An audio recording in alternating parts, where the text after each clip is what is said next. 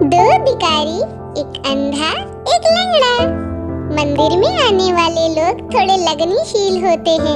ऐसे देवस्थान के बाहर ना जाने कितने लोग भीख मांगते रहते हैं, जिसको वह श्रद्धालु लोग कुछ ना कुछ दे के जाते हैं। इसलिए मंदिर के बाहर भिखारियों की भीड़ हमेशा रहती है। ऐसे ही एक देवस्थान की बात है। वहाँ एक अंधा और दूसरा लंगड़ा भिखारी रोज आते थे। जिसको जो मिलता उसको लेके वह अपने आश्रय स्थान में जाकर रात्रि गुजारा करते थे।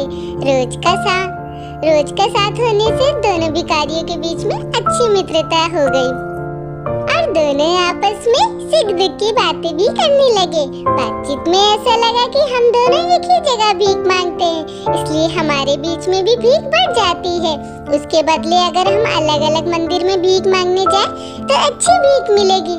इस तरह को ध्यान में रखकर उन्होंने अलग अलग मंदिर में जाके भीख मांगने का निर्णय लिया। शाम को जो भीख मिले उसका बंटवारा करना ऐसा तय हुआ। थोड़े दिन दोनों भिखारी अलग अलग भीख मांगते रहे। फिर उनको ऐसा लगा कि इस तरह से भीख मांगने से उनकी आवक में अच्छा बढ़ावा नहीं हो रहा था। फिर तो दोनों एक छोटी सी झोपड़ी में साथ रहने लगे। सुबह होते ही दोनों साथ में निकलते। लंगड़ा अंधे को एक जगह पे बिठा देता और दूसरी जगह भीख मांगने निकलता। इस तरह से दोनों की आवक बढ़ गई। उनका धंधा अब अच्छा चले उसके लिए एक योजना बनाई। पहले तो वह सिर्फ 2 ही मंदिर में बैठते, पर अब उन्होंने तय किया कि वे गांव के अन्य मंदिरों पर भी जाया करेंगे और भीख मांगेंगे। लंगड़े भिखारी को लगा कि अंधे को ज्यादा भीख मिल रही है, इसलिए वो उसको सहारा देके दूसरे बड़े मंदिरों में बिठा के आ जाता है। लंगड़ा भिखारी थोड़ा सशक्त था, इसलिए वह जल्दी से घूमकर यहाँ वहाँ से खाना लाकर अंधे भिखारी को दे जाता था। रोज रात को खाने के बाद दोनों दिन भर हुई कमाई का बंटवारा करते थे। ऐसे दोनों के पास बचत होने लगी थी। थोड़े दिन तो सब बराबर चला, पर कुछ दिन बाद दोनों के मन में शंका होने लगी। विश्वास से शुरू हुई भागीदारी एक दूसरे के प्रति अविश्वास से डगमगाने लगी। इस तरह दोनों के मन में पाप घुस गया और दोनों दिन भर हुई कमाई में से थोड़ी कमाई दिखाते, बाकी छुपा लेते थे।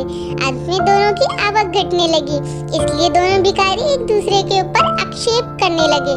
कोई दिन तो दोनों के बीच में मारामारी भी होती थी, कभी कभी तो गाली गलौज भी होती थी। अब ऐसे ही दोनों सुख के दिन खत्म हो गए। तुरंत वो अलग होना संभव नहीं था, इसलिए दोनों ने साथ रहना चालू रखा, पर दोनों के मन में एक दूसरे के प्रति द्वेष जाग उठा था। इस संजोगों के दौरान उन दोनों भिखारियों को विचार आया कि हम दोनों से भीख मांगते हैं, उसकी जगह क्यों ना भगवान से मदद मांगे। भगवान सबको देते हैं तो हमको भी क्यों नहीं बोलेंगे। अगर भगवान को प्रार्थना करेंगे तो फिर अवश्य प्रसन्न होंगे और हमारा दुख दूर करेंगे। अब दोनों मंदिर में जाकर रोज भगवान से प्रार्थना करते।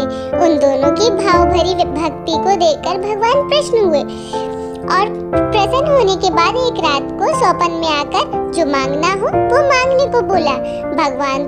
भगवान को तो यकीन था कि लंगड़ा पैर और अंधा आंखें मांग लेगा, ताकि दोनों पूरी तरह से स्वावलंबी होकर अपने पैरों पे खड़े रह सके। फिर उनको एक दूसरे की सहायता की जरूरत ही नहीं होगी। ऐसा वह लोग खुशी से अपना पूरा जीवन गुजार सकेंगे। अब जरा विचार करो कि दोनों भिखारियों ने भगवान से क्या मांगा होगा। सामान्य रीत से हमको मानने में ना आए ऐसा दोनों ने भगवान से मांगा। लंगड़े भिखारी ने मांगा कि हे भगवान, इस अंधे भिखारी को लंगड़ा बना दो ताकि वह ठिकाने पे आ जाए। और अंधे भिखारी ने मांगा कि हे भगवान, इस लंगड़े को मेरी तरह अंधा बना दो ताकि उसकी अक्ल ठिकाने आ जाए। भगवान तो तथास्तु कहकर अंतर ध्यान हो गए, पर दोनों भिखारी अंधे और लंगड़े होकर गांव में भीख मांगने लगे। कथावत की इस प्रसंग के बाद भगवान ने वरदान देना ही बंद कर दिया और सबको अपने अपने भाग्य और कर्म पे छोड़ दिया। इस तरह भगवान तो प्रसन्न हुए, पर भिखारियों को मांगना नहीं आया, इसलिए दोनों भीख मांगते और भटकते ही रह गए। मोरल ऑफ द स्टोरी, विश्वास से ही दुनिया चल रही है। एक दूसरे के प्रति इतना द्वेष कभी नहीं रखना चाहिए, क्योंकि यही द्वेष हमारी बुद्धि का सर्वनाश करता है। इससे पहले से भी ज्यादा कमजोर हो सकते हैं। तो दोस्तों, आज की कहानी से आपने क्या जाना? किसी के लिए कभी गलत नहीं सोचना चाहिए, वरना अच्छे अवसर भी आप खो दोगे। किसी के लिए गलत भावना मन में नहीं लानी चाहिए, उससे कुछ भी हासिल नहीं होता। ऐसे ही अच्छी कहानी के लिए आप हमें फॉलो करें। Thanks for